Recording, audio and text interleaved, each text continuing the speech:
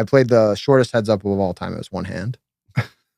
So I got that going for me. They put out the bracelet and then took it away quickly. They just put it on his wrist right away. Me and my buddy, we making all of this money. Yeah, I know it's rude to be bragging. They never catching us slacking. Me and my buddy. All right, guys, welcome back. Table One Podcast. Co-host Art Parmann, other co-host Justin Young. Very special guest Adam Hendrix here today. Oh my God! Just for the lead off for our viewers, you are the number one cash earner tournament wise in Alaska. Is that true? True. Wow. Do you know who's second place, by the way? Perry Green, but he might have just got passed by the guy that got 10th in the main. Wait, the guy that got 10th in the main is from Alaska? Were you nervous at all? About getting passed by him? Yeah. I did cross my mind a little bit, but even if he got first, I think I would have been like even with him. And I mean, he's not a professional, so. Yeah, but still. Like, but a little nerves, you know? Yeah. How long have you been number one? Basically always since you started? So Perry Green has about $1 million earnings because he got second heads up to Stu Unger in like oh shit, old school 80s, whenever that was. So whenever I got $1 million earnings, something like that, 2020, I don't know. So when you were 24, yeah, I got it. No, I was a late bloomer. Only professional at 25. Would you be shocked to know that you're not actually the number one Alaska Hendon Mob earner? Is Lannis trying to stake? I mean, he didn't bring it up, but he did bring it up. But he's not number one in New York. And we're like trying to coax them into swapping residences back to Alaska. Would you rather be number 14 in New York or number one in Alaska? I mean, that's the key question here. Yeah, it depends if you want to switch your allegiances. He talks about his struggles in New York when he was growing up. So he might want to stay. He might want to stay. He always does that. He's like, you park in my spot. We have like the VIP parking at Caesars. Mm-hmm. Big deal. But he's like, if you park in my spot where I park my big truck, like we're gonna have problems. I'm gonna call Hendon. Oh my God, I love that. It's better than the vanilla gorilla telling you something else. I mean, yeah, that's the one guy I definitely, or there's a handful in the poker community, but he's one of the guys I would not want to get in a fight with. He's the only one on this podcast that's ever told a curb stomping story. I think he curb. Well, I don't know if it was a full curb stomping, in New York, but not Alaska, right? It was definitely New York. And no curbs in Alaska. I think only Cubs. Yeah, no roads. It's tough for the moose to get over that hump. All right. Well, before we get too into it, you brought us a treat today. Thank you. You and Ben Lamb have brought us whiskey, and now you're our top two favorite guests ever. That's true. So let's cheers to the Muhlenberg whiskey. What's Bar Distillery? Bar Distillery out of Muhlenberg County. All right. There we go. Yeah, cheers, boys. John Prime. Cheers, guys. Thank you. Oh, that's good. Ooh, that is good, actually. A little sweeter. Yeah. No, yeah. I mean, bourbons always have a little bit of sweet to it, but man, I've been drinking a lot of scotch lately, so like a little sweet feels really nice right now. Yeah, I'm not a big scotch guy. I remember my first scotch was, I asked my dad when I turned 21, what should I get to drink? Like what bottle? So we go to ABC, which is like the, I guess, state run. We're from the East Coast. We know what ABC is. Yeah. State run liquor shop. And I go there and he's like, you should get scotch. So then I asked the lady, like, what scotch? She gives me like some Johnny Walker. But as I go to check out, I show my Alaska ID. She's like, sorry, we don't accept foreign IDs here. Foreign. Alaska's in the U.S. I was like, ma'am, this is part of the U.S. She's like, are you sure? And she calls her manager in. And he's like, come on, you work at a liquor store. You should know the 50 states by now. And then they give me that bottle. That's fantastic. And I go home and drink it, and it just tastes like old shoe is what I remember. I was like, come on. Should have got some Smirnoff vodka or something. Burnett's, maybe one of those flavors. I hate to jump ahead too much, but speaking of Smirnoff vodka, there's an ice challenge, or like icing somebody is an actual thing. And you just had a bachelor party, and we'll get to everything in between. But I'd be upset with myself if I didn't like bring it up at the end and forgot about it. So you had a bachelor party, Jackson Hole, like Yellowstone area, and you iced one of your friends. Well, I try to ice a few of them. And can't wait to have him on now. All right, yeah. Yeah. And we all head out. He goes to the airport and he texts the group chat. Who iced me? Why is it in my bag? TSA got me. Still no word if he actually drank it in the TSA line, but we'd like to think Brock did. Yeah. We'll ask him. You know better. We'll ask him. I think lie to us. If he comes on, you deserve to ice him. Maybe hide something. Oh my God, that's a good idea, because he probably won't watch this episode. So it's fine. So what's the most creative place you hid one of the Smirnoff ices? I think we got it. Somebody's backpack that went through TSA. I mean, that's pretty good. Yeah. I'm more like trying to lead it into my favorite one I've ever done. That's all. Okay, fair enough. Gosh. Isn't he the Iceman too? Teddy, Teddy Adam, Monroe? Adam the Iceman Hendrix? Yeah. Isn't that new nickname? Teddy Monroe is my father. So that's passed down. Freeze you. Yeah. Shout out to that guy. I don't know where he is, but I think he's some sort of VIP host in Vegas. Oh, good. Based on Twitter, but I think his Twitter hasn't posted a tweet in 8 years. Oh, in fact, you even know who he is. Mad respect. That's dad. He's got to know him. Yeah, that's fair enough. Fair enough. It's all right. Iceman Jr. here. So, a buddy of mine had like a party. Like, there's maybe like 20 of us there or whatever, but we all knew about the challenge. So we're all trying to fuck each other for like the last 6 months. Oh, yeah. It was a dirty time. But because everyone was drinking, like I decided to tape it to the bottom side of the toilet. So if you lift it up, it's just like it's there. So like, of the party, typically speaking, like, we're 16 dudes, like we're lifting the lid every once in a while, and just you hear oh fuck, and then like everyone comes running and just open the door. Yeah, you just of course, pants around the ankles, and you just gotta fucking chug it. You better chug, man. Yeah. That is amazing. Well done. That's a good place to hide one of those things. Yeah. All right, let's get back to the old Hendrix days. Where you were raised with your dad, Teddy Monroe. So I know you've watched a handful of our episodes. We do appreciate it, but we typically just kind of take the viewership back in time and just kind of how you grew up and like why you decided to pick the stupid, amazing profession as gambling. So tell me about like growing up in Alaska. I mean, shit. Yeah. Born in Anchorage, Alaska. My dad's from Homer, Alaska, which is like a town 4 hours south, smaller fishing town. He moved there, I think, start of high school, something like that.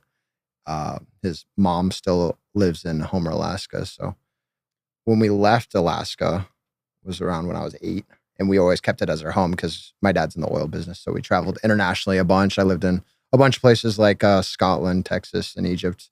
So Alaska was always home for us. Summers we'd come back and fish and whatever. And I remember as a kid, we had a cul-de-sac, which is like, houses on a circle, and the snow, what do you call him? Snowman, or probably not right. But the guy that pushed all the snow in this every day the off the plowman. road. Yeah. Plowman, whatever it's called, the plowman. I like the snowman. Snowman. Frosty would come through. Yeah, Frosty, Jack Frost or someone. Anyways, this guy would push all the snow in the center of the cul-de-sac, and we would make like igloos. Like all the kids from the street, we'd hide in this igloo, play, and cool. all day. And that was pretty awesome. In this snowsuit as like a 5-year-old with all your friends, sort of camping. Yeah. And did you guys run like a little sit and go in there or something, or? Yeah, no poker being played. I did play some poker in like at my grandma's. She's always part of like a card club. I think they call it the Pink Hats. It's like an older ladies group. They get together like every week, do something like lunch or cards. So from there, we just like played a little poker. Played this game called 7-Card No Peeky. It's a pretty tough game. Yeah, we would play that at the end of the night at the home games that I would go to. Yeah. Little 7-card no peek. And I think we were playing for like a penny or something. I didn't have a bankroll, so my grandma would throw some money at me. Oh, your first backer? Yeah. I think I kept everything. I just stiffed her. Oh, wow. Yeah. Wow, you guys didn't settle up after every round. No. That's good backing deal. You should have kept that going. But that was the first time I ever played cards. And then from there, I remember summers in Alaska when we weren't fishing, or my dad usually woke me up pretty early to go fishing. I would sometimes, as like a 6 to 12-year-old, you're like, I want to not wake up at 5 a.m. Let me stay home and watch TV. So I watched ESPN Main Event. Was the first time I remember any poker. All right. What year was this, and how old are you? Let's. It's a little jumping. The first time you watched the Main Event on ESPN or whatever. I want to say it was probably after we moved from Alaska. I started watching the Main Event. So we'd come back in summers from Scotland when I was probably like 9, 10. So I remember like 2009 was a big year I loved with like Craig Marquise and stuff like that. And those guys. Before that, I watched, I think it was just after probably Moneymaker. So maybe. Right. You're more of a Jamie Gold prodigy? Or? No, Jerry Yang. Jerry Yang. Oh, there. That's good. Poker gods looked at it. He prayed the most during the FT, so he won. It is true. That's how it works. Regular God got him through. Yeah. Yeah, whichever one he sprayed to was the right one. I don't know which one it was, but that's good. Did you see the pray-off during that one? There was like another person's wife, and she's holding up like... It was Bernard Lee, wasn't it? Wasn't it Bernard Lee? That sounds Sorry, Possibly right. I'm a bit of a not poker exactly nerd. sure. So Yeah. I know I watched it like 20 times. It was fantastic though. Yeah. I'm still like hung up on the living in Scotland and not liking Scotch. Well, when you're like 10 years old, you don't drink too much scotch, I guess. Maybe you still got to pretend though, as a grown-up, having lived there. It's true. That's honestly how I started drinking scotch, because like that was my dad's drink of choice back in the day, and he stopped drinking when I was got to be like adolescent or whatever. But when I got to drinking and he knew it, I was like, Dad, what was your drink? Because he was like my best friend, and he was like, oh, I was a scotch guy, and I was like, okay, so I'm a scotch guy. He got me like a Doors white bottle or whatever. Okay.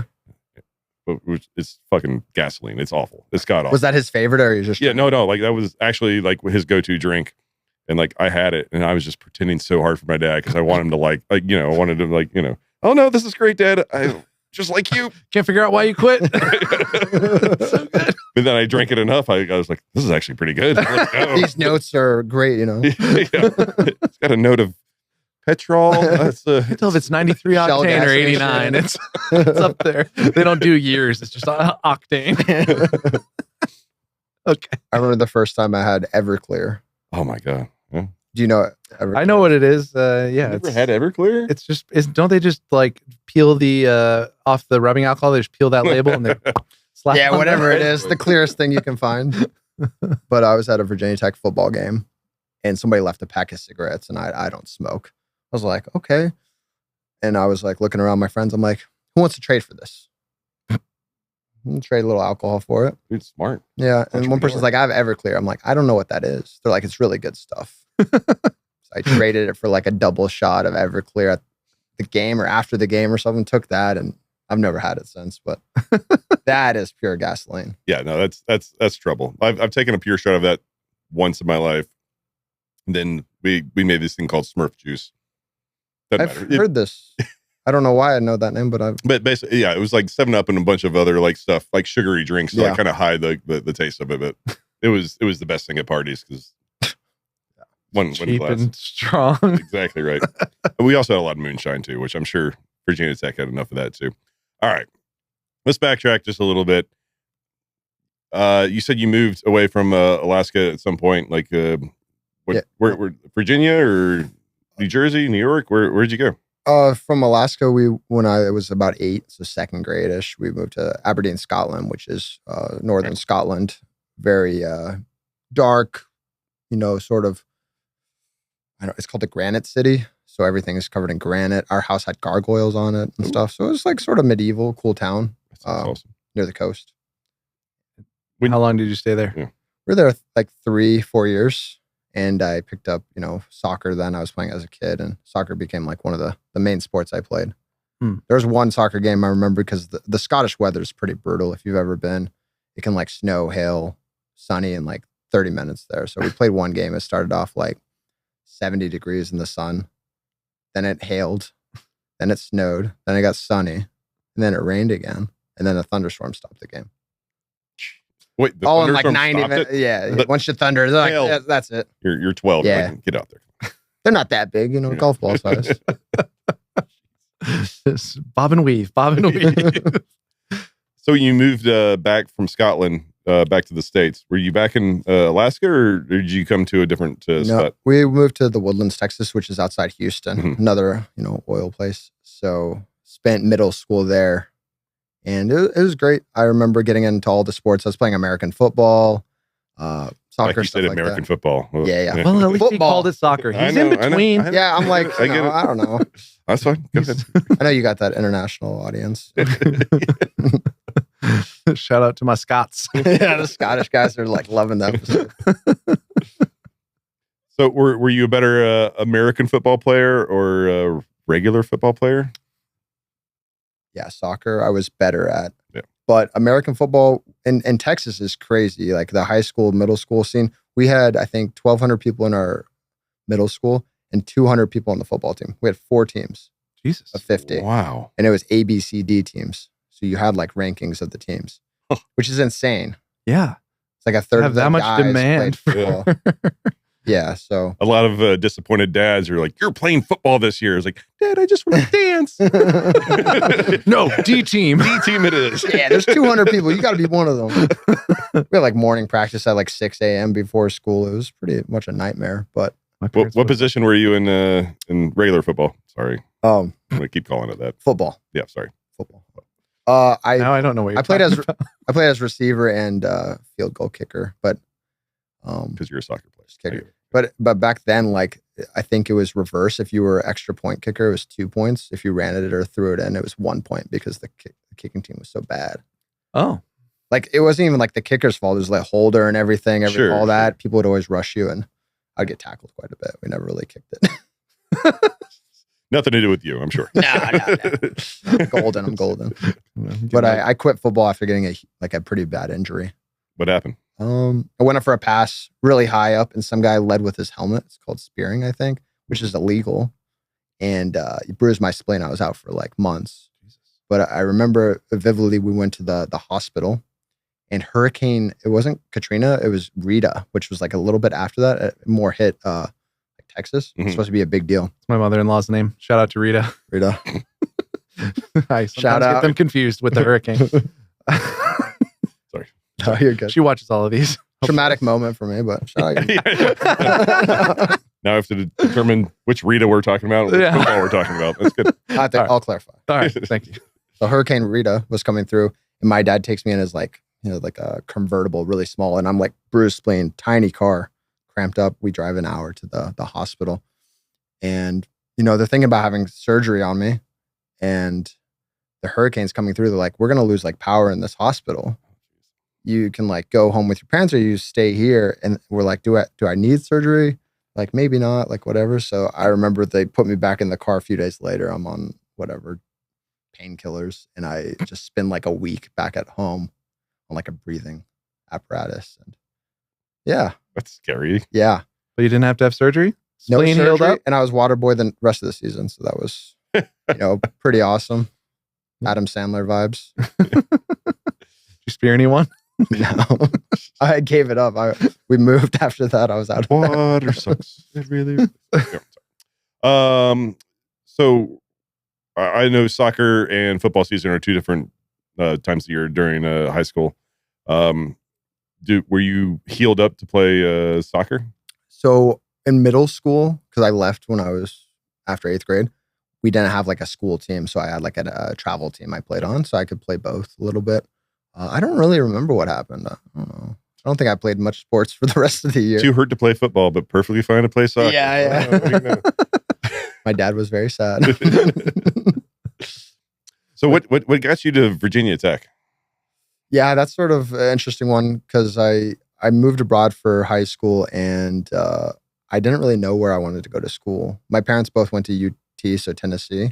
Sort of on there, but I'm like, parents went there. I've been to Tennessee a lot, maybe try something new. I applied to 12 schools all over the country and somehow got accepted to all of them. And then that didn't help my choices. So I didn't break anything else. And then I was like, well, I have family in Tennessee, and Blacksburg's pretty close to there. It was like 2.5, 3 hour drive from my mom's side of the family. Just wanted sort of an American vibe for high school since I was international so much. So I went to like a big college sports school. Just a quick break here, guys, to tell you about the new promotion that we are doing at Phenom Poker. We are giving away 175 USDT per week to the top 3 rake earners that came through our referral channel. If you earn the most rake in August each week, you will get 100 USDT. Second place gets 50, third place gets 25, and we're doing that every week. That's pretty much all that we get from them. Actually, it's more than we get from them for our current referral pool. So we're paying out of pocket just to try to get you guys on there to check out the software, because they have come a long way on the software, and they've added tournaments. And not only that, guys, if you're a first-time depositor, you get 200% rake back right away. So just up to $2,000. So you can get up to $4,000 if you play high enough. So just get on there, get some money in there, and between the rake back and our generous promotion, it's tough to go broke. Almost impossible. Every Monday, we'll be putting out a tweet, or we'll actually have a website, table1.vegas/rake. So you go there, you can see all the details about the promotion. And you can sign up through there too. But you got to sign up through our link or you do not qualify. And if you already have signed up through our link, you automatically qualify because you're in there. So get to gambling. See you guys at the table. Sorry, where did you go to high school? Cairo, Egypt. Oh, yeah.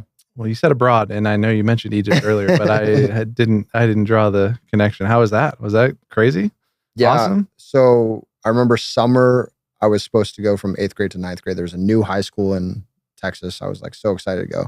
My dad sits us down and he's like, yeah, you're going to move to Egypt. I was like, oh, okay. He just shipped you out. Yeah. I mean, like, it was like, awesome. We have a good job there. Like, we're going to go. I was like, I don't have too much of a choice. I'd rather stay here, but backtrack 2002, I want to say our whole family went to Egypt for a vacation, saw the pyramids, the Sphinx, everything. That's awesome. We remember it was like the greatest trip ever, like all the, history and stuff like that. My mom loves the Mummy movies. I love the Mummy movies. So we're all about it. But at the end of the trip, we're like, yeah, I love this place, but we could never live here. Like it's too buggy. It's too hot. It's pretty dirty. And then, 2 years later, we're out there. Okay. So they didn't just ship you off to Egypt randomly. Everybody moved. Yeah. My sister graduated high school. She went to Texas A&M for a year. And then we all moved. So pretty tough for her because her whole family, pieced out. Yeah. But Egypt was fantastic. Really nice international school, great teachers.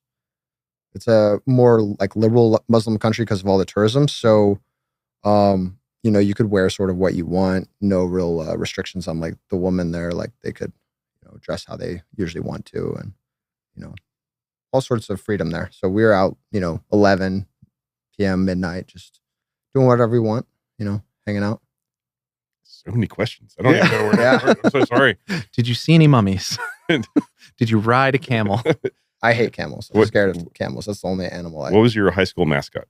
The camels. The screaming eagle, I believe. What? Are there even eagles there? Yeah, I don't know why they picked that one. I thought it was going to be a camel, but I don't know what I thought. Sandstorms?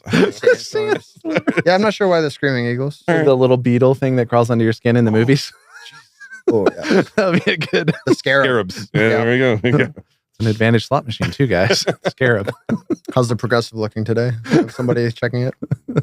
Art was checking. We went to a GVR to play a little video poker and have a drink or two.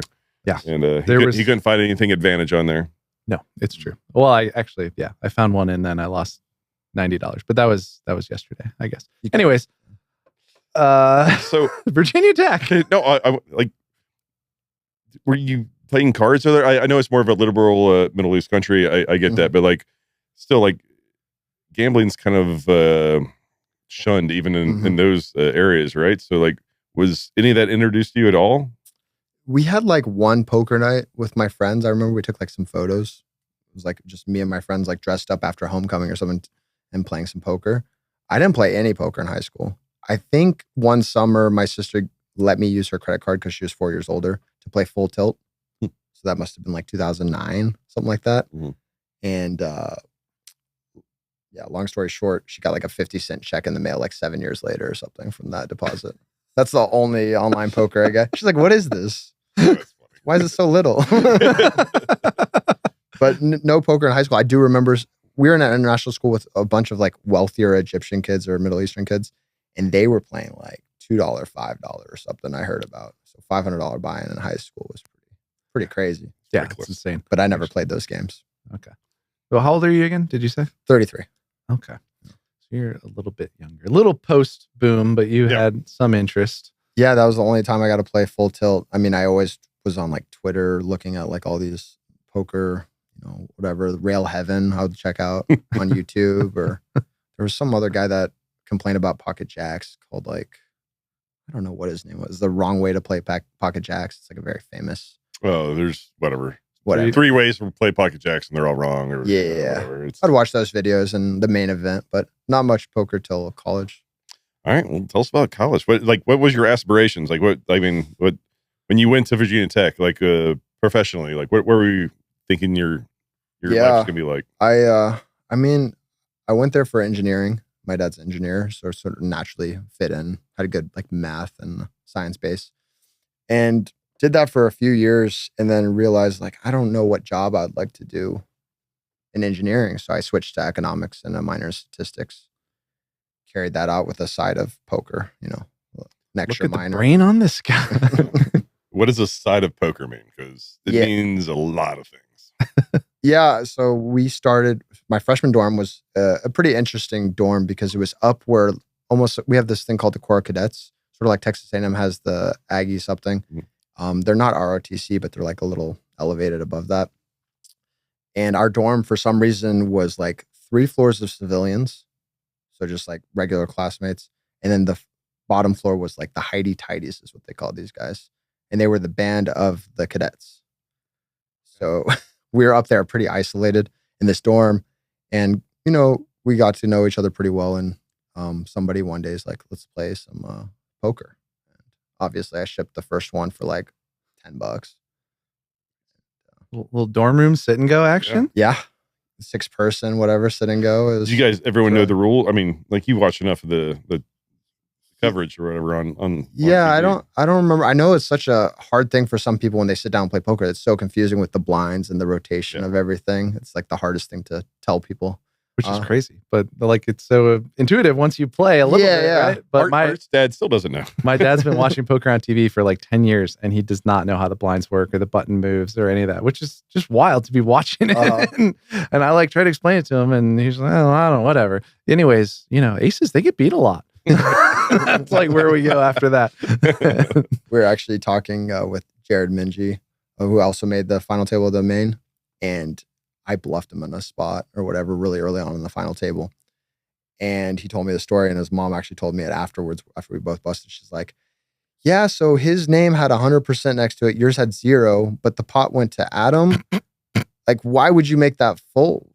And he's just like, Mom, you know, like, man. Hot Rod, man. Yeah. He's a good dude, by the way. Yeah, great guy. I'm sure you get to know him a lot better than me. I've golfed with him a couple times. But yeah, that's I don't know who you're talking about. So. Sean Daniels' friend or whatever.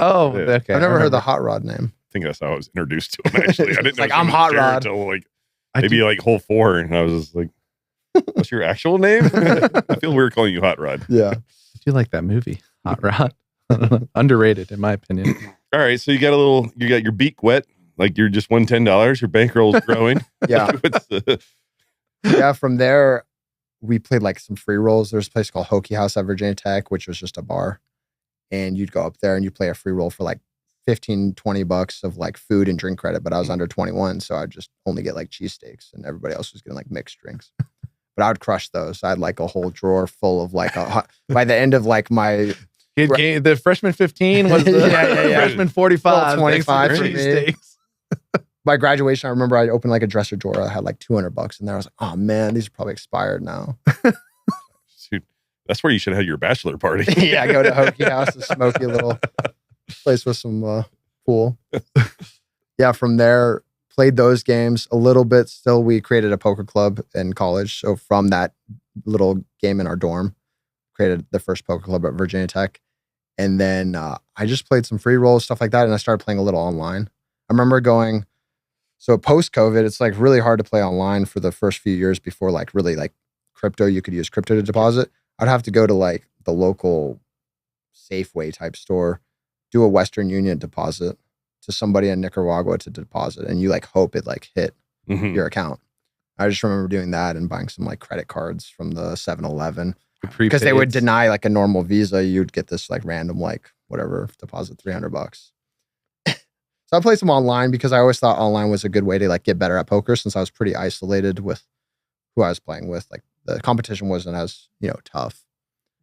And one day we go to a neighboring town with my buddy like Matt Baker and somebody else from college, and we go to this free roll at a place called like Skeeters or something ridiculous. And I'm sitting there like 5 minutes in, me and my buddy bust. And we're like, what the heck do we do now? I'm like looking around the room. My friend's got a big stack. He's like, oh, you guys can leave, whatever.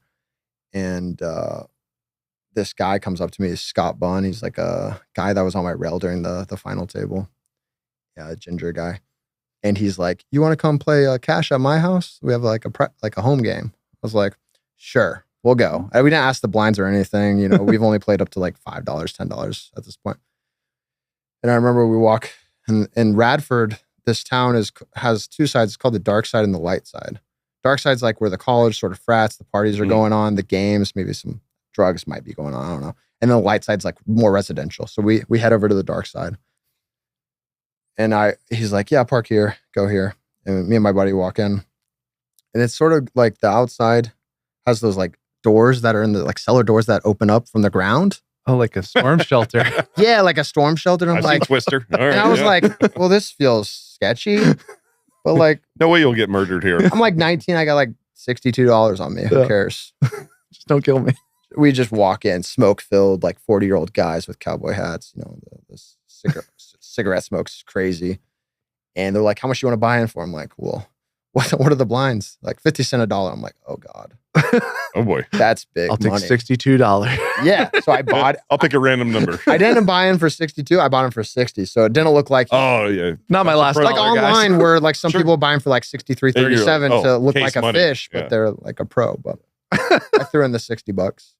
And I remember my first hand, I had ace 10. It came ace 10. Huh. I was like, well, this is nice. This game's rigged. I'm up $60 right away. And I think my friend lost, but I won like $120. I was on cloud 9. So Hooked ever since. officially, you decided to not be economics. Well, I mean, that was the I made it. $120. Like, yeah. I I'm mean, not going to use my degree. yeah, I still graduated, worked a few years as a software engineer. Where'd you work? It's a government contract out in Northern Virginia called SAIC. Okay. So did that for 2 years. I wanted to build like a bankroll in poker because it's like such a weird job where you have to bring money every day to play. So I was always worried about going broke and stuff like that. I saw horror stories from like Twitter and stuff. Like I was a scared guy, post 2010 poker player. Like you hear all these bad stories, DOJ shutting down online poker, stuff like that. So I was like, I need to have X amount of money. So I would stream online poker, had a small following back in the day, and then just, grinded up a bankroll till I could quit. Where were you playing online, or where were you streaming? What? I would do like mainly ACR, and I remember that I was like one of the only people streaming like the higher rollers. So I was streaming like 630s and 215s back before I was pro, and it was going like decently well back then. What was your like bankroll like? I mean, like software engineer, they get paid some coin. I get it, but like, Yeah, what was your poker bankroll like? yeah, I think I When got you have a job, it's like a paycheck bankroll, right? It's like, oh, it's coming in. Yeah, you're It's 20% of filtering it. that I'm Yeah. gambling with. My bankroll's X, but in 2 weeks it's gonna be more. Yeah, I think by the time I was out of my job, like I quit, it was like 75 to 85K or something. Oh, that's nice. That's a big chunk. Like a reasonable nest egg that I could afford rent and then variance and sell a little bit. All right. So how did the family take it? Mom, dad, sister? Yeah, I mean, they took it pretty great. I mean, they had a lot of questions because everybody thinks like, especially the older generation thinks like poker's the blackjack. You're playing blackjack every day or you're playing craps. So I really had to explain. I remember showing SharkScope, which is like an online database you could show. Oh, yeah. And I had my nice graph and I was pretty proud of it. And I'm like, this is what I won. And there's skill in it. And they're like, okay. And look, I play with a lot of these types. Yeah. Show some really bad graphs. See, it's a skill game. Yeah, so I showed them that. I really explained it. And they said, yeah, I mean, do what you want if you really love it. In a few years or like next year, if you're like doing really bad, like go work, And my mom was really worried about like the drug aspect of poker because it's in casinos or she, how moms are, just like sort of fearful of the worst thing that could happen. So. Yeah, they're worried you'll become alcoholics. Can I get some more of that bourbon? Oh, that's a great call. Well, tiny little pause, guys. Cocktails. Little Table one. anecdote. Peanuts are neither peas nor nuts. You can discuss. Think about that one. Oh, there we go. That's the pour we wanted. Is that enough? No, that's fucking great. It's all right. I'm good. Crazy Mike's not going to be happy. All right. Okay. Is he coming out tonight? Yeah, Right after yeah. you. Yeah, it's fine. Don't worry. Fire him in. One extra seat. Surprise guest. Yeah. You guys should have. And here's the guy who busted you. That'd be funny. Get like your own Guillermo, like in Jimmy Kimmel.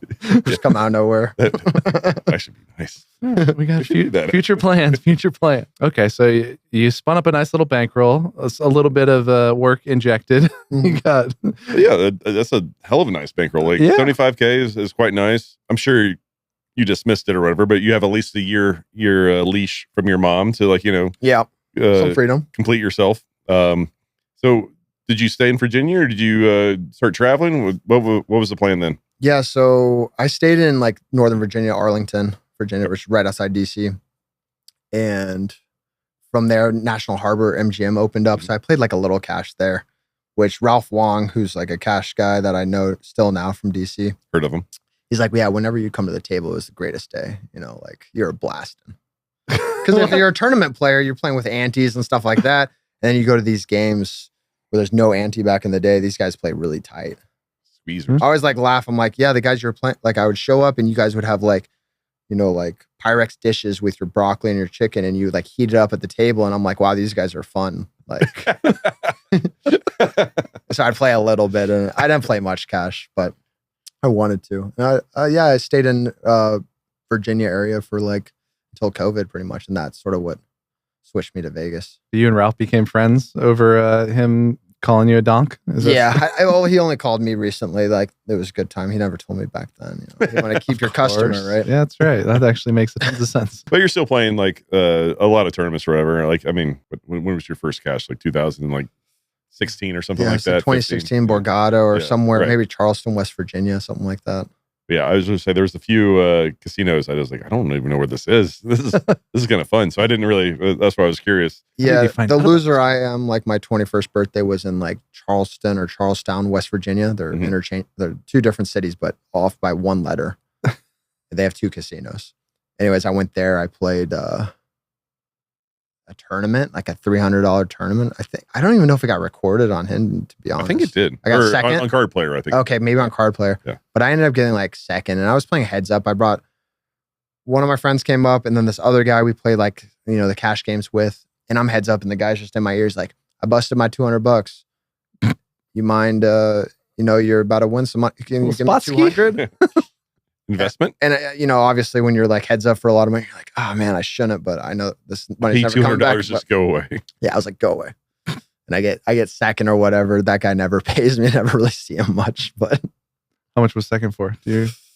I think it was a bounty tournament, so I maybe like $700, $800 or something. I don't know. These West Virginia fields are pretty small. So you just gave away a third of your winnings to like random that. buddy. I was still thrilled, but he like dealt the cash game that we were in too. Like after, I think it's like, at least you hey saw man, your money. You're not getting a tip now. Like, take one off your dad to the side. Every time a pot was like $199. This is a huge pot. $198. All right, so you're fairly close to AC at this point or whatever. Are you making like regular trips up there, or just like more like whatever, Baltimore, DC, like area? Yeah, I would try. Maryland Live, went to like a few times, but I would always, for some reason, really wanted to go to Atlantic City. They always had like 4 series a year. You could play the almighty stack, like $400. I think it was like over 100,000 for first. I would just go up there when I wasn't working on the weekends. I remember one specific time we had a work trip with my company up in New Jersey, and it was like an hour from Borgata. So we were off for the next day, and I was like, well, I should definitely go to the casino. And I play this, I think it was like a $300 tournament, and I'm at the final table, like on my off day, and I'm just thrilled. And we finally I'm like 2 of 3. Third place has no chips, and this one guy's just bullying me, you know, like back then you're super ego too when you play poker. And he raises, I re-raise king 3 off or something. He calls, the flop comes queen high, and I put out a bet, and this guy like announces something, and I'm so stressed, I just muck my hand when he says something. He's like, dude, I just called. So I just forfeit the hand, and I get third like a few hands later. Oh, no. And I was so stressed about like doing that. I mean, but that's that early day pressure where you just can't handle it. Like I was like already like mad at myself for 3 betting and then rifling it off. You're supposed to fold. What are you doing? Yeah. I didn't have a plan for this. I have aces, man. So I just mucked as soon as he said anything. It was pretty horrific. But I probably saved you from going out in third on the turn. Yeah. Just 5 minutes later it happened, but I scored like, I think it was like $16,000. And I came back to my coworkers who I'm like still close with a few of them. Like Benyu was at my bachelor party just a few days ago, which was really cool. He was one of your coworkers? Yeah. Oh, shit. And he also went to Virginia Tech. Yeah, I came back there all super excited for me. And that was like my first real live score. I had some online success and stuff. Okay. So that was still before you had quit your job, obviously. And started to go full steam into the tourney grind. When did that happen? Like you said, your parents were like kind of supportive, right? But When was that? Summer of 2017. I had like a package sold, everything like that. I think it was early May. I quit, get my 2 weeks or something. Told the boss, and everyone was super supportive. All my coworkers were excited for me because they knew I was playing poker. And I go out to Vegas right away, and I enter some Venetian 1600, and I stone bubble the first day I get there at like 2 a.m. It was like a bad beat. I like queens versus eights or something. I lose. That was probably the biggest tournament I was going to play that summer randomly. So I was just trying to play 1Ks. Like did it right away. Okay. And so I go to bed, and at like 5 a.m. I wake up just in a cold sweat, and I'm like sick. I'm throwing up and everything like that. Jesus. Allergic to losing. Yeah. I took the bad beat pretty poorly. But can I just take a pause here to say, like, man, people are a lot more responsible than you and I, because when I moved to Vegas, I had like 20K, and by the time the main event came around, I had like 15, and I just played it. Like, I'm not gonna sell action. Diming it. Like, I'm not. I'm just. Yeah, there's only retarded. 9,000 people. I'm probably gonna win. Yeah, exactly. I mean, I actually may have sold a little bit, but I definitely at least half my money that I had went into that tournament. Yeah. And I think to this day, if I had $12,000 to my name, I would put all 10 up in the main event. That's like, I just would. I mean, a lot of Adam Hendrixes are making leap runs now. Yeah, a lot of Hendrix. Hey, my first cash in that one. Takes a while. Not claiming to be smart. Definitely haven't learned from my mistakes. But anyways, carry on. You puked after losing 1,600 that you sold some action I wasn't to. sick or anything. I was just couldn't handle the bad beat. But like, I go to urgent care or something. They're like, yeah, you have like a bacterial infection, sort of like Legionnaires or something. Remember that when I was going around at the Rio? Yes, the water I do. and the mist and stuff. Oh, yeah. So I was staying right across from the Rio. So I don't know what was happening, but maybe the water I drank or something. Jesus. So I'm out for like a week and a half. I'm taking these horse pills, like the biggest pills. And I mean, I don't know how I even like, whatever. I'm not going to go into them. Were they suppositories? Yeah. No. Got to get in somehow, sir. Like, but they are huge. And like one day I start feeling a little better, and I'm still taking the pills. And I look at my schedule. It's like pot limit Omaha 8 or better 1,600. And I'm like, I play a little bit like to start our cash games back in Virginia.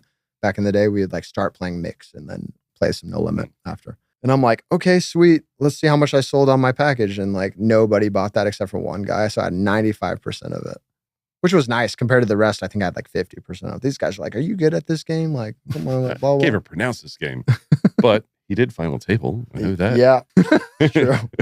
I remember playing with Barry Greenstein on like day 3. I took some like pictures. They took pictures of us, and I was so stoked to like see that, like play with like a, idol when you watch poker starting off. Yeah. And that was the cool part of it. And then all of a sudden I'm at the final table and I like get second. I played the shortest heads up of all time. It was one hand. So I got that going for me. They put out the bracelet and then took it away quickly. They just put it on his wrist right away. What was the chip disparity? Yeah, I think it was like 8 big blinds to 120 okay. or something. So I was just happy to be there. Yeah. I laddered up nicely. Lost a big pot with 6 left to the chip leader. But it was against Nathan Gamble. You guys probably always sharply dressed in a suit and stuff. Mm-hmm. But I think it's sometimes good to not completely get first right away and stuff. Like, because then you're a little hungry, and like I still don't have a bracelet, so that keeps me still motivated to play like all the series pretty hard. But that's just how I deal with it, I think. Yeah, I probably would have loved the bracelet and the extra 100,000. Well, yeah. Are you tired of playing with players like this? Not this. No. This? Or this? Or do you want to play with players like this? Oh, wait,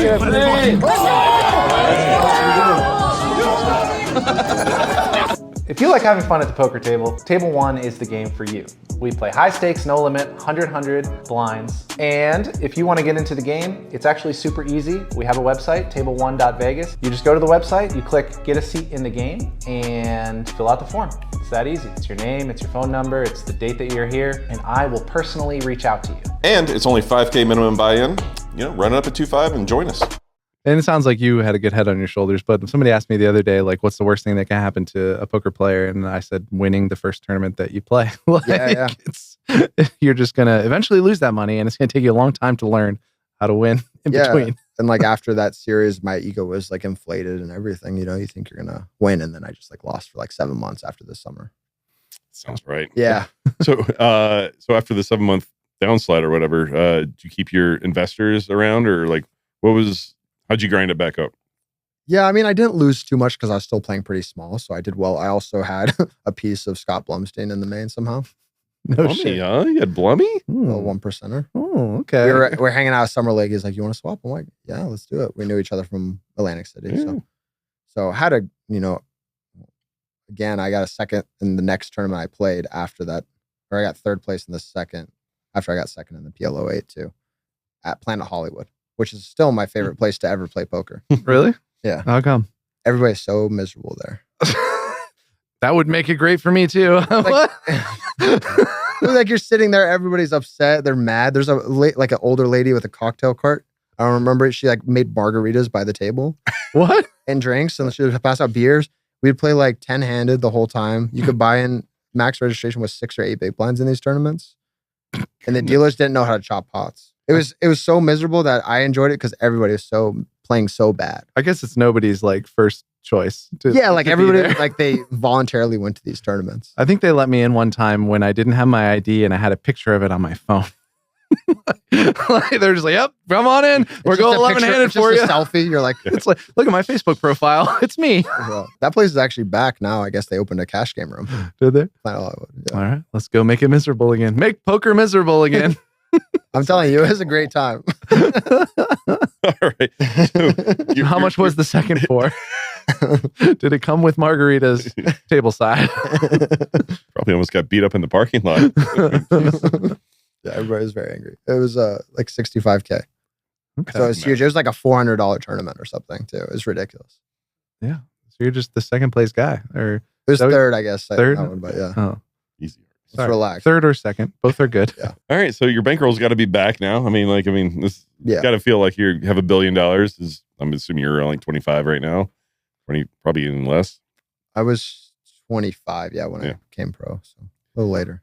Now what? Geez, like this is it feels like it's got to be the dream come true, but you kind of see the downside of poker a little bit as well, as far as like the money management and shit like that. Yeah, it was definitely like a little daunting because I wasn't even like playing tough tournaments exactly. I would go to like Blackhawk, Colorado and play. I played this 1K and I remember they're like, "Wow, you're the guy that got second in a bracelet event." It's like, what? That's not like it's sort of cool, but like, how do you guys know? Yeah. It was like a big deal in this like game. And I played this main event and I end up losing or whatever, min cash. And I was pretty like heartbroken. So I go over to the cash game. And in Blackhawk, Colorado at the time, there's a terrible rule. And I think, No, go ahead, Ellie. You're fun. I know what you're talking about. I go sit down at 2-5 and I sit and like I'm playing. And then I go for like a river value bet or something like that. And they're like, "Sorry, sir, you can't go all in. Maximum bet's 100 here." And no limit Texas Hold'em. And it is a little ridiculous. There was a handful of other places around the country that did that.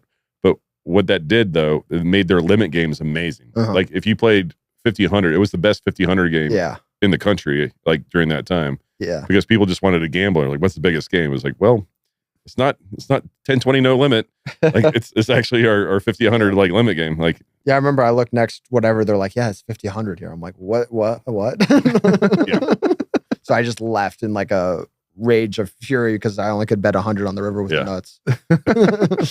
Yeah, it plays like a limit game from the turn on, basically. Is what it is. But Just weird rule. I mean, they have it in so many places, and I guess the theory is you can't lose all your money if it's $300 at a time or $100 at a time. Probably makes sense. Like operator, they want the game to last as long as possible. Well, I mean that too, but like it was more the Bible Belt base. I mean, I know Blackhawk's not exactly in the Bible Belt, but I'm just saying, like, gambling's this evil thing, and the only way to protect people from gambling is to limit how much they can win or lose. And that was the genesis of this rule. I'm just picturing like casino operator and like legislative panel like going back and forth. It's like, "We want poker. No, blackjack. Okay, but it's 100. What about poker?" And they're like, "Okay, but also it's 100. Just $100. About right. Thou shalt not check raise more than 100. Yeah. Right. Check raising that game. It was so much fun. How Check dare raising is you. a bluff. Fold and raise. I'll bet the max. I check raise the max. Well, we just had somebody on, and they said in Washington the rule was 4 bets pre-flop was no matter what. Oh. So like there would be like a 10-25 game. Their spread limit was 500, but the poker players being who they are instantly will angle the rules to their favor. It's like someone would open min and then someone would just instantly min 3-bet. Because if the next raise, if someone made it 100, we're seeing a flop. There's no more raises. So it's just like, if you want to limp, we can play it for 100 and do this little 3-man shuffle. But it worked every time. Like they would just go 8 ways to the flop, and it's kind of genius. Yeah. I mean, keep everyone in there. It's just, yeah. Anyways, that's why 5100 was the best game that there is, because that's the game that was unangleable. It's just my favorite is in Choctaw. They have the Choctaw straddle. What is I that? think it might be called something else, but you can straddle the button and you don't act till everybody's action's closed. Oh yeah. So they could 5-bet all in, and then it's on you for your first action.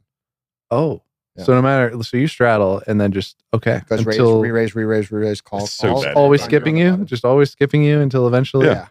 Which is insane advantage, right? Yeah. It ruins poker. I think just a normal Mississippi straddle is terrible for poker too, but whatever. Yeah, like, the button straddle deal. Yeah. Yeah, I sat there. I was like, I don't know what's going on here. But I straddle. When do I act? It's on me. I can't fold yet. when do I play? Just sitting here. All right. We got your bankroll up quite a bit right now, it feels like anyway. Did you like stay in the DC area? When did you move out here? I feel like it wasn't maybe like 4 years ago, maybe more. I don't know. It's about 5 years now. So okay. Right middle of COVID when things were opening back up.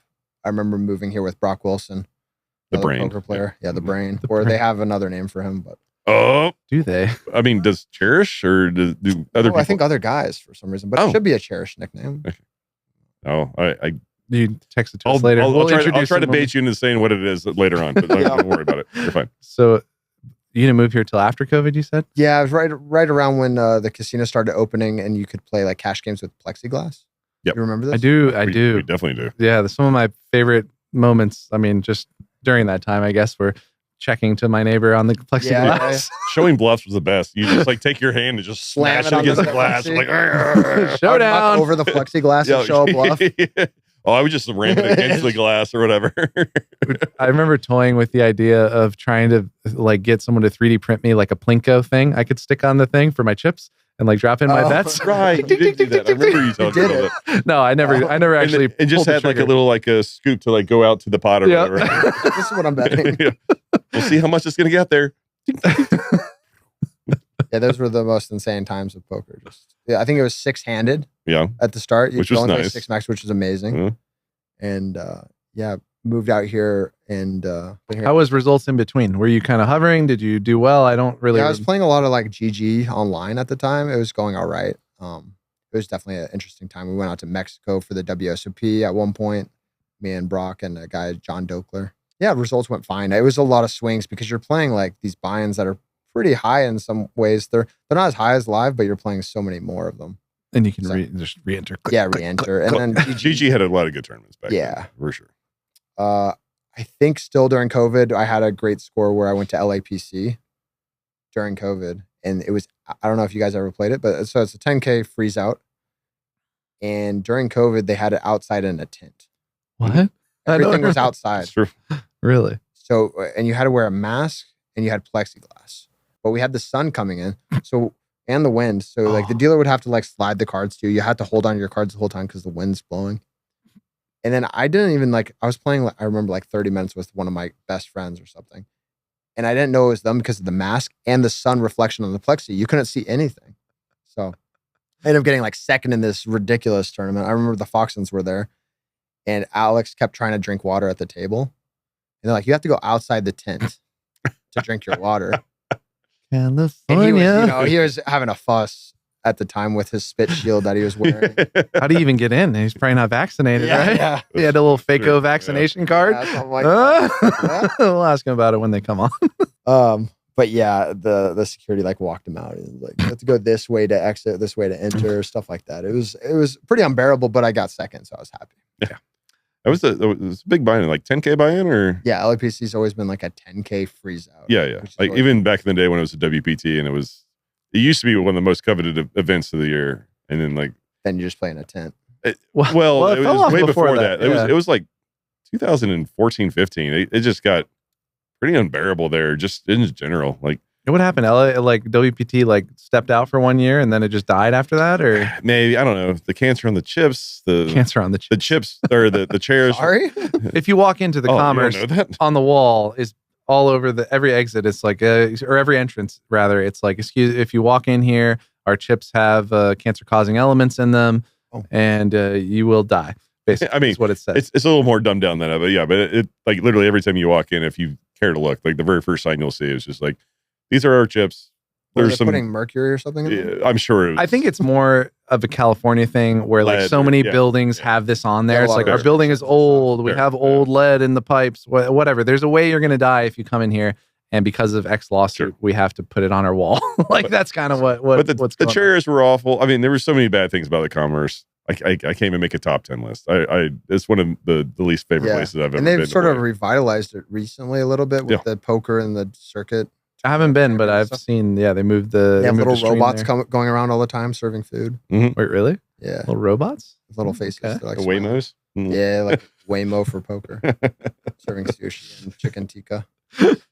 I've only been to Commerce a few times, but I enjoyed it. I mean, I don't know. They have free food was nice. I like the bike. Bike's pretty cool. They have a nice I do like the brewery bike. too. Yeah. But The Commerce was just like kind of tucked by itself. Like you had to drive like 8 minutes to get to an Outback, and that was like the closest place. Outback. I mean, seriously, that's Yeah. where like You don't want we have a lot of the same stuff. friends. That's where we'd go on like dinner breaks or whatever as quickly as you could. I guess with my introduction to poker being like the Borgata and then like Vegas casinos. First time when I went to the Commerce, it was like playing in my high school cafeteria with like the normal, Yeah. like the industrial tile ceilings that you could like lift up, and it's not fancy at all. It's just like, yeah, there's tables here. Good luck. The one good thing I can't say about the Commerce, the first like probably dozen times I went there, like it's just a poker trip. Like there is just nothing else to do. Like, and it is nothing exciting at all. So like you'd go, you put in your 8 hours. You're like, okay, I'm going to go rest for a little bit. Maybe have some dinner, and you just get up to your room, and it's just a god awful room. And you turn on the TV, and it's a god awful TV. And then you're just like, how's a TV even that bad? like there's like 40 channels, and 10 of them are the fucking like menu, yeah, or exactly. on demand. It's all these like Chinese and Korean channels too. That's exactly right. So it's just like Justin has a thing about hating TVs in hotel rooms. Like, sorry, Justin and I went down to Choctaw. Yeah, you were talking about Choctaw, and Justin broke a TV.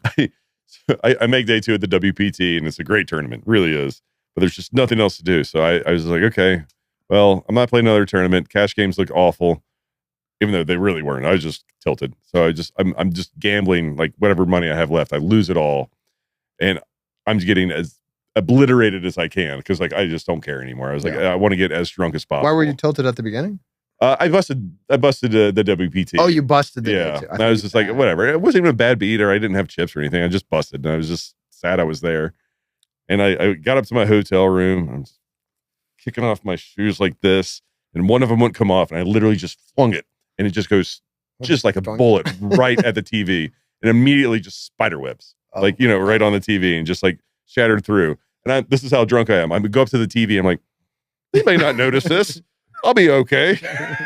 And I just pass out, obviously, immediately. And I wake up the next morning and I'm like, they're definitely going to notice this, but I'm out. Like, we'll see. And then they end up charging me like $1,300 for a TV that couldn't cost more than like $100. That was Choctaw. Not gonna lie, a really big part of me just now wanted your shoe to fly off and like hit this TV. This is the wrong direction. Reenactment to that wall right now. Oh, man. Drunk Justin. So hilarious. Choctaw's an interesting place because like the tournaments are great, but you're just isolated. Yeah. Dude, I went through on day 1A and I was looking for something to do on day 1B. And it's like everything was like, just drive to Dallas and there's tons to do. I was like, I'm not going to drive 2.5 hours to go to Dallas right now. And there's just nothing there at all. There's a great fajita place there. That's about it. Everybody always asks like, what do you want to do? Fajitas. And we went there. And this plate of fajitas was like 10 pounds of meat and just enormous. You would think the barbecue would be good. We went to that fucking barbecue place. It was horrible. It was awful. It was like worse than Chili's. It was like if Chili's, I don't know, sold off their worst store. Yeah. And it was like, here's how we make the ribs. Do it. Anyways, Choctaw. Sidetrack, sorry. Sponsor us. Still not as bad as Commerce. Either way. All right, but at some point, Sorry, backtrack. Let's go back to your success. Oh my gosh, let's not talk poorly about all these casinos or whatever across the world. Like, genuinely, we're gonna get a blanket from all the ban. casinos now. Yeah. What do you do? Just talk bad about it. All right, so you get second place in this 10K, and like it was still pretty big. Like even when you got second place, like I know it kind of fell off a little bit after the WPT pulled out, but like it was a lot, right? What was it, $250,000 or something? Or I think it was like 160, and I Okay. chopped it with my friend Mike Liang. oh, okay, They yeah. actually have like a thing with a watch when you win that tournament. Mhm. And I was so excited. I thought it was going to be like a Hublot, like they used to do WPT, Yeah. like this really nice one. And they're like, here's the watch. And it came in like a plastic bag. Like one of those LA guys just sold it off their like underground watch market. That's so commerce. Sorry. And so we made a deal. I got the watch. I was still fired up. You like open the sandwich baggie. A swatch. Yeah, Very like, nice. There's no manual with it, no box. I was Never like, seen a okay. Rolex that ticks before. What does Mickey Mouse doing with his arms? And then after that, you moved to Vegas. Yeah, something like that. I mean, like, I think the first time I met him officially, anyway, we were at a Raiders watch party actually, and it's right around the COVID time, I believe, or right after. I don't know, but like it was very spaced out, so I'm pretty sure it's during COVID time. Yeah, probably just around when I moved. So you were in Vegas at that time, right? Yeah, I think Shannon invited Mhm. me to that. That Yeah. was really awesome at Area 15. It was like That was they had like drumline, surround sound, or like what TVs on every wall. We were watching like the game, and it was like literally across like every wall, Every wall of a ceiling, convention every center. floor had like images and stuff like that. It was pretty sick. So when the right. Raiders I hate first- the Raiders so much, but man, that was Yeah, cool. It that was cool. really cool. But I love Vegas and the way they present Yeah. things. I wonder if they still do that. That would be a fun one to go Yeah. to again. What was your plan when you moved here? Like, was I mean, obviously you play as much poker as possible, but Yeah. like bankroll is X, and you're just like firing as much as you can handle.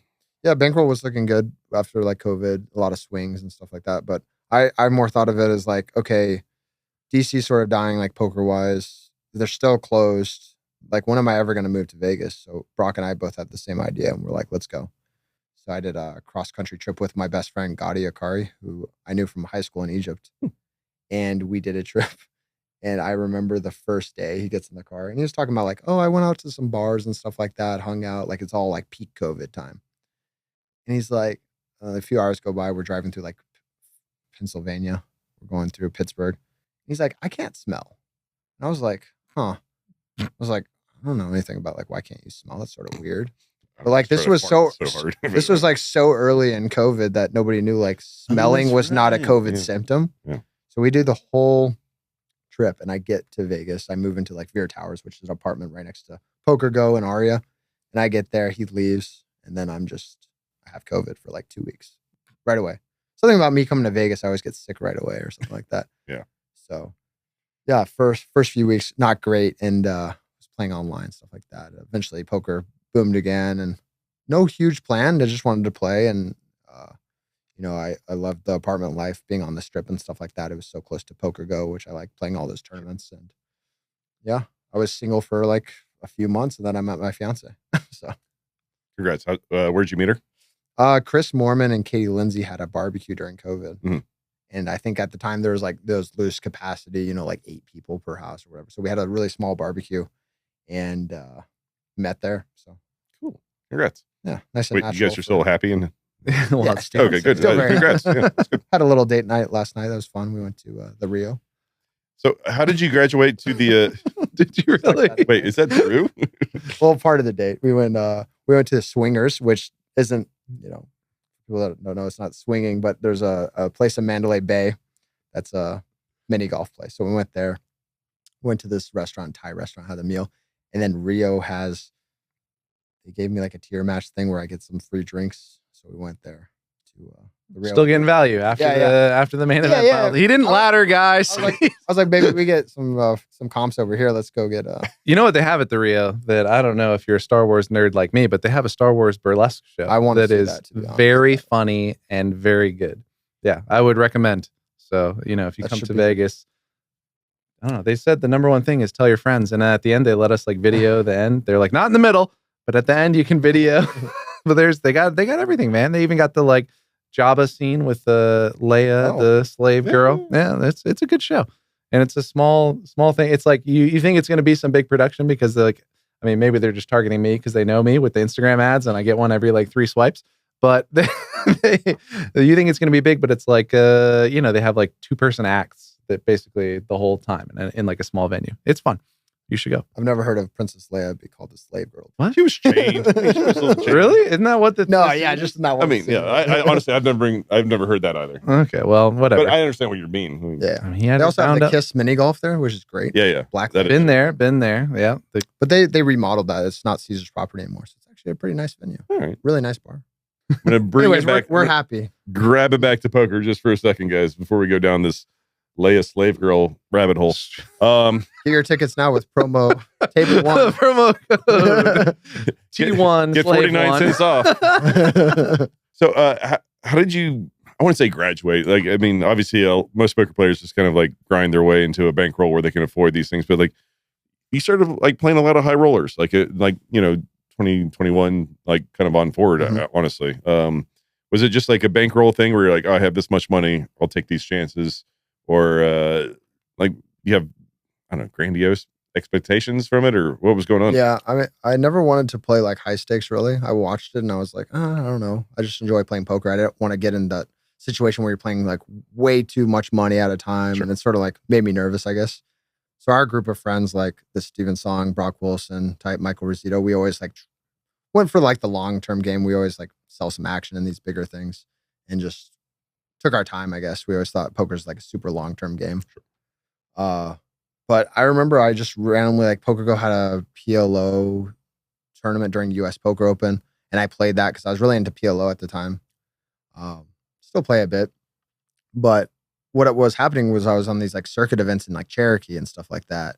I was in like Chicago, and I would bust the tournament. I'd be like, I'm so bored. Like, I mean, there's nothing to do in some of these places. Like the Chicago stop is literally on like a halfway riverboat. Is that Hammond or? Yeah, Hammond, Indiana. It's like near Gary, Indiana. I think that's the most depressing city in the U.S. Apparently, I think that's the quote. I'm not even. It's not my personal opinion. It's the only place I've been pulled over by a cop, and they had no reason to pull me over because it's like a They're bored. drug like running. I don't know. Oh, I got you. Yeah. I'm with you. So, Checking in. So I was like, what should I do? And I'm looking at the no limit games. They look like they're sort of smaller stakes, like 1-3, and like look like a bunch of regs and stuff. And I look at the PLO game, it's like 5-10, and there's a bunch of people I've never seen in my life. So I started picking up PLO that way. And I eventually played this US Poker Open, and my first like 10K, I think I got like fourth or something like that for like 60K or something. And I was like, wow, I'm playing like a 10K at the studio. This is awesome. I was like meeting all these like famous names, like the Chidwicks, Negrano and stuff. And I was like, this is awesome, but I don't expect myself to like play these very much. And it just sort of naturally happened, I guess, over time. I started playing a little bit higher progressively, but I've never been one to like, I want to go play this 100K at WSOP because it's 100K. It's always like if it's a good spot, I guess. I got you. A little more methodical and whatnot. Yeah. But yeah, speaking of PLO, you did a final table of 50K PLO event. Is that the World Series, right? But yeah, I'm sure Jesse talked about it recently. He didn't. He wins so much. He could barely talk about that kind of stuff. Okay. Forgot about that one. But either way, I know Jesse cashed for like whatever, a little over 2 million or whatever. But like you got fifth, maybe. I'm again like just spitballing. Like that's quite a big jump from like, just kind of like 10Ks here and there or whatever, and then like a 50K PLO where like generally speaking it's a lot of killers. Like you sell off a bunch to the Steven Songs of the world and whatnot. And Steven Song only buys at face, so if I have any face action, he'll buy it. But he always says that he's like face. I'm like yes or no. It's like, all right. But I sold a little bit. I actually took like a way bigger piece than I usually do. Like I had like half or something. That's gambly. Which I like sort it. of gambly. Yeah. And like for that 50 PLO, if people aren't like compared to the 10K PLO, the 50K is like the worst structure of all of them. 10K is like hour levels, freeze out. 50K is 40-minute levels, shorter starting stack, three entries. Making people gamble. So I was randomly like taking a big shot, but I felt like really good. And I was like, at the time I always shot take based on sort of like feeling or like how I feel like I'm playing rather than like if I'm downswinging. It's just like if I feel like I'm playing well, I'll shoot it in. And that one, I remember I wasn't on my phone the whole tournament. I was super focused. Had a buddy who went to Virginia Tech, Justin Liberto. Mm-hmm. He was like, he's always like, whenever I play a high stakes, he's like, you take it way too seriously. Like if you bust a tournament, you're so angry, like chill out, like just focus and enjoy and like play. And like, I saw him on a few breaks. He's like, you're focused. This is like your tournament. So I was very happy, And that was, again, guessing again, 650K or something like that. Like, I think it was 570, which was awesome. I remember the final table started out and I was the button. By the time I was big blind, it was 6 left or something. Because Jesse was just knocking these fools out, you know. I'm sure Jesse got in good every time. Yeah. He opened an ace, you know.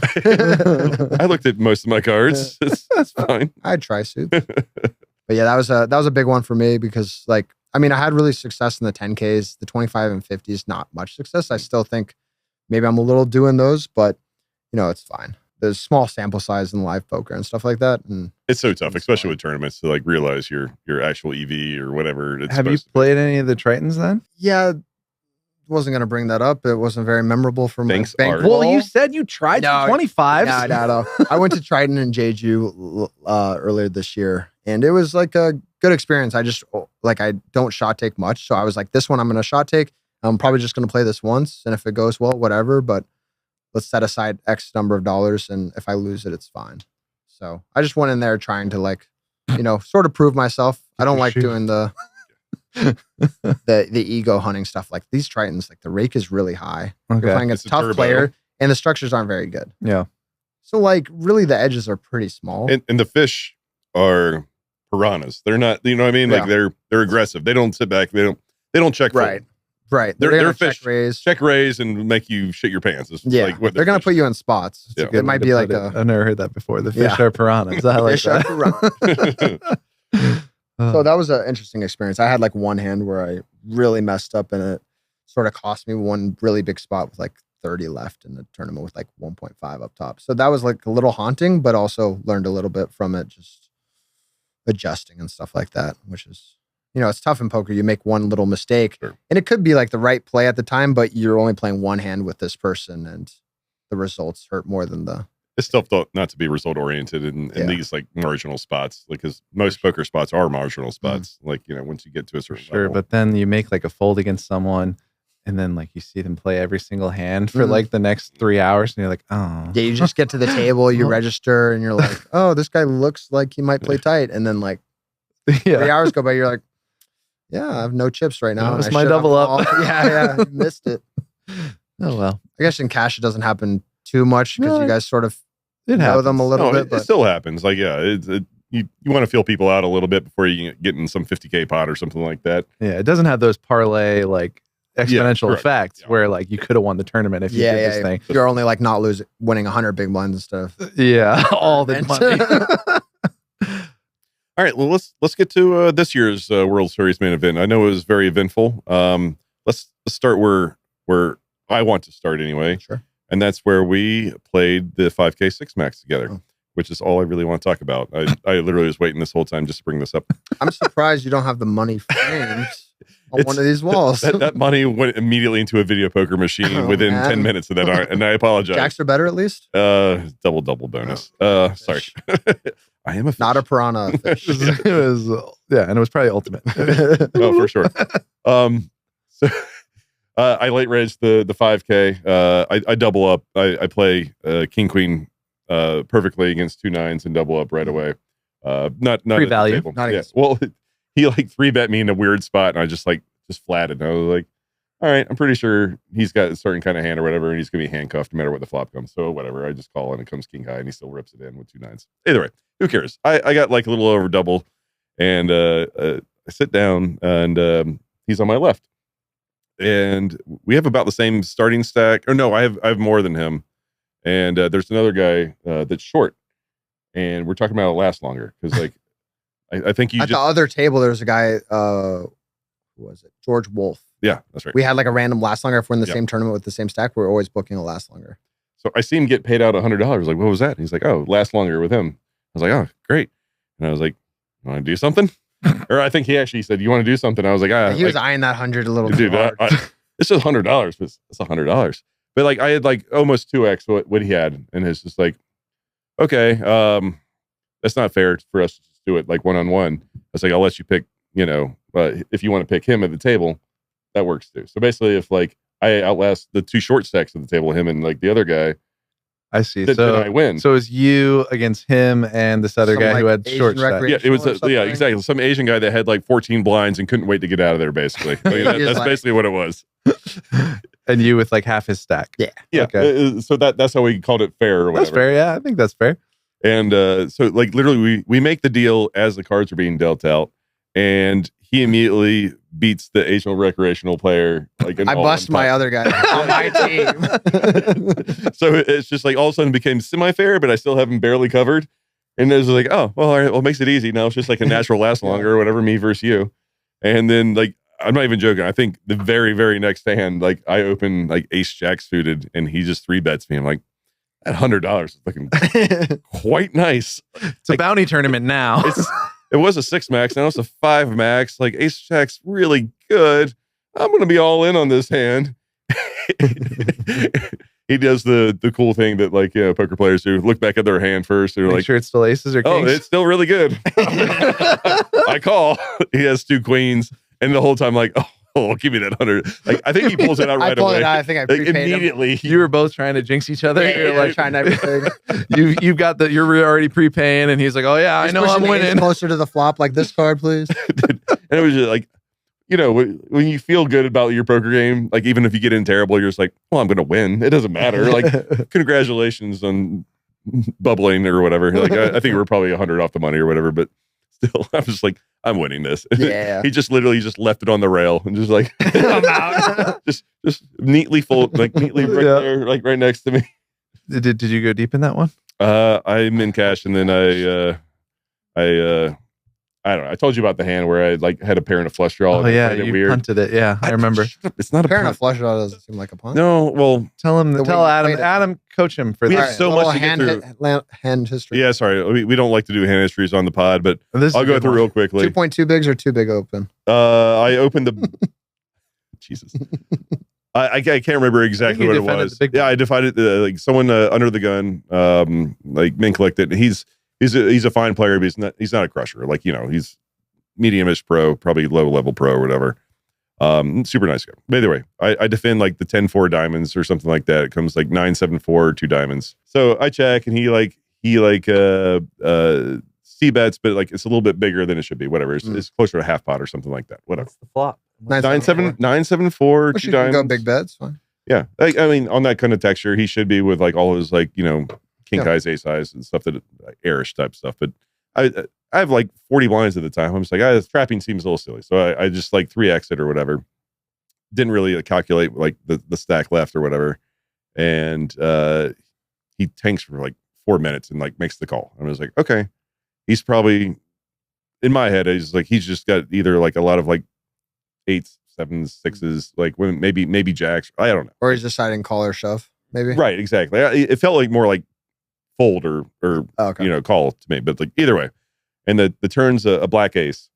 And I was like, okay, well, this shouldn't really hit any of his range. If he does have ace-high diamonds, he should be like checking back or like betting tiny anyway, so we can kind of figure things out. So I check, and this is where everyone calls me an idiot, and I understand that. But everyone's like, oh, you should just, like, I have like just shy of like 2x pot. I don't know if anyone called you an idiot, but I just said I would go all in. Behind I my just back. said I would go all in. Behind my back. You like, know, they call put the pressure on, baby. Group chats are going on. Sure. So I'm just like, but like a black ace, like why am I shoving any of my value here? Like in my head. And I check, and he just like, he jams. I was like, that doesn't make any sense at all. Like he should have 0 value here. Like this is nothing. Like to me, it was like Jack 10 with a diamond or something like that. Like it was just a lot of like gutters and like overs maybe. I was like, yeah, this guy's full of shit.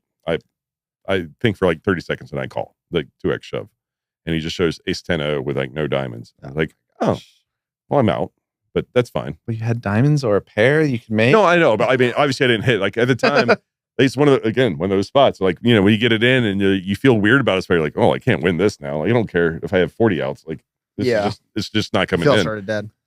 Either way, like that was my play. I just thought like, I don't know, like I don't think it's that bad. You have the read, and I peeled you super light. To me, if I jammed, I still think he's calling. I think I get to blow off out like 8-7s or 8-6s, 5s, stuff like that, like the stuff under a 9. But I think he's calling with like 10s plus. I just thought he was. 10, he has Jack 10, all that stuff. So. Exactly. I was like, if I checked, then I get to play perfect, and I didn't. I got to lose max. But anyway, that's how I busted. It didn't matter. Now hearing it back again, I like the way you played it. I don't mind it. I don't know. I may be piggybacking off of somebody that's really good.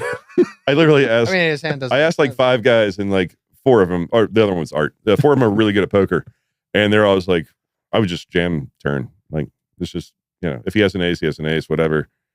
Just jam and then figure it out. You check jam might work too. Well, that's the other thing. I was like, if he bets super small, like I Double could check jam. raise. Yeah. Like, what's he gonna do with jacks, queens? No. Well, he should be checking back everything. Like all his like thin value should be checking back. Sorry, I'm poker nerding out right now. It's all right. We got one hand history for. Yeah, that's No, true. we're gonna do. We're gonna do it more than that. Yeah, didn't you? You should have like a Tony Dunst come through, break down the hand. Wow, do you know him? God, that'd be nice. Remember? Just in a full suit out of nowhere. So, because you were so mad about me stealing $100 from you, you went on to play the World Series main event, which normally he wouldn't. Yeah, $10,000 buy-in. It's a lot of money. Yep. $10 million up top, which is obviously a lot of money. But you're so angry at me, you decided to play this event.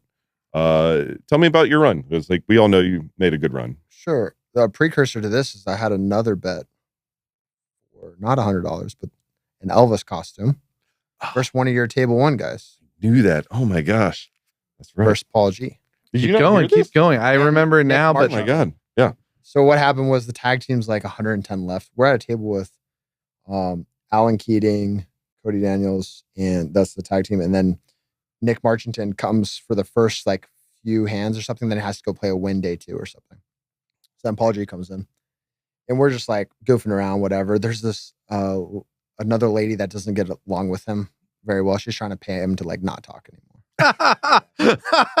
And I just like sort of want to, like interject and make it like sort of fun still, whatever, the tag team event. And my partner, Jeremy, he's from Alaska as well. So we're like a team here, but he played most of day 1. He wants me to play like most of the, day 2 through. He did all the hard work day 1, but we're in a situation where I think like Paul and Nick's team, they had me like 2-1, sort of like a similar, like last longer going on. And at first we're like betting, whatever. We're trying to figure out a prop bet. And it's like, okay, let's do a last longer for Elvis. So Elvis costume. If my team wins, then both of them have to wear Elvis for the day 1A of the main or day 1 of the main. And then if they win, I'm the only one on my team since the chips. Sure. Okay. So whatever, we're like grinding through. It's like 58 left. I get it in verse with bottom set on the flop for 40 big blinds each, which is like huge chip lead. That's all the money. So 9-7-3, I have threes. Guy has ace-9 off. We just get it in. Just comes ace-9. And I'm out. And I'm like, damn, that sort of sucks. Chip lead of the tag team. My partner, like both of us don't have a bracelet. And then I look at Paul G and he's like, we also did this bet on my sunglasses that I was wearing that he would pay me for my sunglasses if I lost. So I pay him like these gold rimmed sunglasses. You probably saw them. I assume he played with them. Those are my glasses. I have to pay him those and like the case and everything.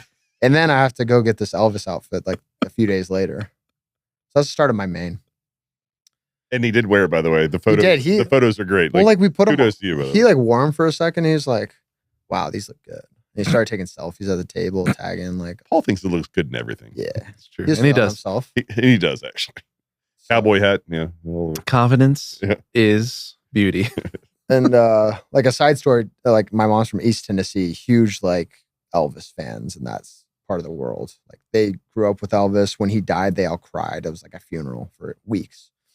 So I loved Elvis growing up, like always danced to his like music and stuff like that. So I didn't mind dressing as Elvis, but I bust the Aria 3500 and I'm like, what should I do? Day 1 at the main, or I could play something.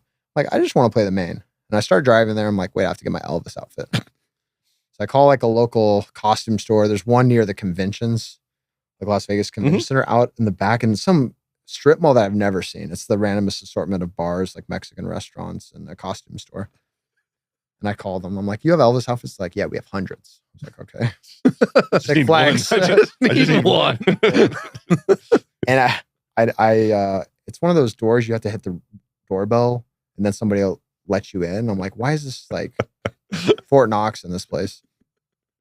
And I read the sign. It says like, must wear mask upon entry. I'm like, was this 2021 all of a sudden? So I like go in. The guy hands me a mask. He's like, are you the Elvis guy? I'm like, all right, I'm the Elvis guy. He's like, let me show you. He's like, rental or buy? I was like, probably rental. What's the price difference? Yeah, I was looking at the price. So he like shows me all these uniforms. There's like rentals. And then the buy are like $1,600 Elvis outfits. I'm like, Any low stakes They don't look any outfits. different. Like, he's like, whatever. And he's like, so what color? I'm like, I don't know. Elvis color. He's like, I have blue, white, and like black. And I'm like, he's like, what are you using for? I'm like, a poker term. He's like, no white. He's like, it'll get dirty. I was like, okay. So he's like, here's the black one. He's like, what size? I'm like, well, I have pretty broad shoulders. Can you give me a big size? He's like, let's try the smaller one first. I'm like, okay, why'd you ask? So I put it on and it fits well, whatever. And there's like shoulder pads in this thing. He gives me a white t-shirt, boots, a wig that just fit perfectly. I don't know what's going on, but it looked pretty nice. It like fit perfectly on my head. And I'm signing the papers. I finally check out. It's like $160. I was like, all right, whatever for a Seems day. fair. Yeah. And then I look at the insurance policy. He's like, makes me sign it. Look, it says $960. I'm like, why is it $960? He's like, well, if there's any issues with the outfit, it's $960. Like if you tear it or stain it, I'm like, this is not worth more than $200, this outfit, but like whatever. So I sign it. And then I head to the main and I roll up in the Elvis outfit. And I thought like I'd get more looks, but then it's Vegas. Just everyone's like, oh, Everybody's like, another Elvis. Like yes. he's We've all trying tried to get drugs tips, before. on Nice. pictures. Like I'm rolling into the thing and then I see some of my friends and I'm like messing with them because they don't know it's me right away. I have the glasses on, which I don't have the Elvis glasses. I went back to the Win and bought my glasses back that Paul G got off of me. Not from Paul. You went to I went back back to the same to- Fresh pair. Yeah. Nice. I was like, I love these glasses. They'll fit. They're gold rimmed. Why did I bet these? Why did I gamble these glasses away? I got to get them back. And then I bagged like dust on the main, but we had the craziest table I've ever played with besides my first year where the whole table was straddling my first year in the main. Nice. Yeah. But this one, we had this guy, 2 to my right. He was playing every hand, just going all in. 2x potting flop, 2x potting river, just going crazy. So we naturally, it was me, Kevin Martin, who's like a GG ambassador or something like that, does some content. Yeah. Come on. Yeah, we go on stream and we play. And I'm like up there on stage. And I don't know if you know, but these like stream tables, like the railing, because they have LED lights with like the sponsorships, are so hot. It's like Oh, they're hot. it's burning hot. And I'm in this like wig and like everything. I'm just burning up on stage. And yeah, I bagged like 40,000 from 60K starting after this whole day. You think your Elvis costume helped you get on stage? I think so. Yeah. Yeah. But I always like when I watched the main growing up, you'd see these costumes. And you're Yeah, like, sure. Look at these Of clowns. course. There's a Jack in the Box guy and like whoever else. I'm like, look at these guys, center of attention, and then I'm just wearing this stupid Elvis It's outfit. for a bet, guys. I lost a promise. bet, like I swear. So yeah, day one, fun day, but whatever. And You then made it through though. You survived. made it through, and like my track record of the main, I think I bust day one 3 times, day 2 like 4. I've soft bubbled once and never cashed before. So from there, it was sort of like, you know, I got a big bluff through on that stream day 1 to get the guy off second pair. And then from there, just a crazy experience. Go on. Yada yada Yada, yada. yada, yada. I want to hear the yadas. Well, yeah. Let's at least talk. Justin has never like made even. So he's been cashed a couple times, but he loves to hear the deep run stories. I really do. Like I think there's nothing better than making it deep in any poker tournament. Anyway, main event, my head would explode, I think. But Yeah. like at least talk to me like whatever, like 3 tables left, like down to the final table. Sure, I'll go a little earlier because there was like, this thing happens to me in poker a lot at the table where it's like, maybe like a dealer misdeals or like deals somebody 3 cards and that the very next hand I always just get screwed. Like it's a running joke with my friends and like I try not to think into it, but I'm like, oh God, here it comes again. So back when I was like not even professional, there was a no limit tournament we were playing and a PLO tournament next door. And the dealer gets pushed and I have like 10 big blinds, 12 left, and a pretty big tournament for me, like a circuit ring up top. The dealer deals me aces and then deals 2 more rounds of cards. So my aces just become dead. Mm. Plus the very next hand. That's the start of this, whatever, superstition. Yeah. I'm at the table in the main. I think it's like day 3, sort of close, like maybe 500 off the money. Goes open to 5,500. This guy, recreational in the hijacks, quickly throws out 25-5. So the same 500 chip and then Sure, a bigger sure. chip. But he does it so fast. I was like, Do you That's mean sorta to weird. call or yeah, for the sure. button asked him, like, did you mean to raise? He's like, yeah, I meant to raise. Like, really, like, I Good for raised. him. And he's Embrace like, that shit. yeah. And I looked down at 2 jacks in the small. I'm like, Ooh. right. And then based on the read, I knew he didn't mean to do it or whatever. I re-raise, he peels. Comes ace 9, 8. We get it in. He has jack 10 off for like almost my whole stack, and I hold. And I go and my best friend messages me. He started the day with like 6 big blinds or something. He's like, you wouldn't believe what just happened like at the same time. And we both haven't cashed the main before, but he gets misdealt under the gun with his like 6 big blinds. They redeal it, he gets aces and he triples up. So like at the same time, like stuff's going on. I'm like, this is crazy. It's like finally turning and it happens to be the main. So I started believing in the superstition the other way. The reverse misdeal superstition. So start whatever, get through the bubble. I'm sweating with Francis Anderson. We're taking pictures like we're like first timers. I'm a first timer on the bubble. We were super excited. And my best friend cashes as well. Then I get in jacks versus ace king, turn ace, river jack for my tournament life. Hello. It's the one of 2 times I was all in for my tournament life, all tournament, pre-flop or whatever. The second time was at the final table with Ms. Rocky. And but you made the final table? yeah. Holy shit. Oh, spoiler. All right. Well, no, seriously, I was like sweating the final table of the main event. Like, I mean, your chip, you had a healthy chip stack like going into it. So I'm sure it wasn't stressful. It was probably more like kind of pick spots, gain chips, all that fun stuff. But like, was it any kind of thoughts of like, man, I desperately need to be top 9? Like, yeah. So I think we started the day, I don't know what day 8 it is or whatever, the one before the final table. And I'm sitting at a table with Ms. Rocky and some of those other guys that are like firing. They're playing like really hard and like sort of loose. You can't control. Like I opened a few hands, they would like pop me right away and we bag. The next day, I guess 2 people busted from one of the 3 tables and I'm the big blind. So I get shifted to another table where I covered everyone. So it changed everything about the strategy. I got to, apply a little pressure.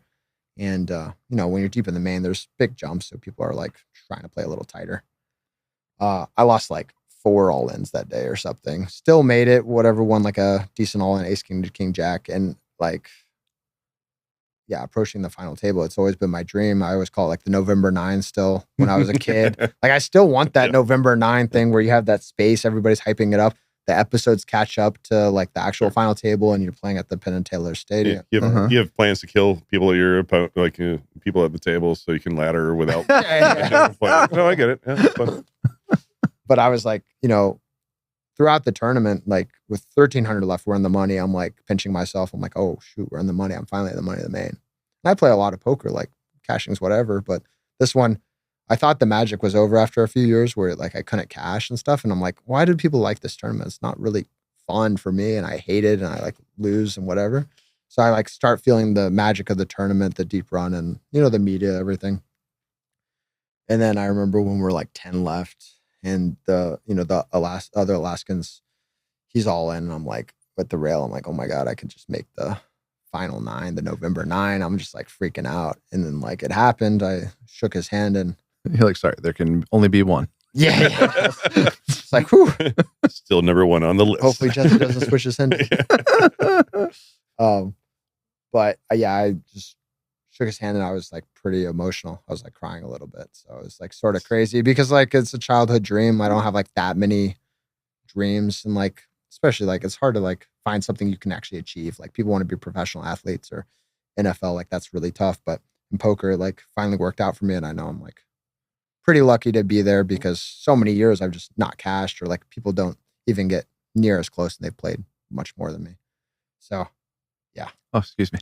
But no, it can always change. It could happen to you, Justin. Shut up. It is super sexy. Like we did a docu-series kind of following us around for the summer.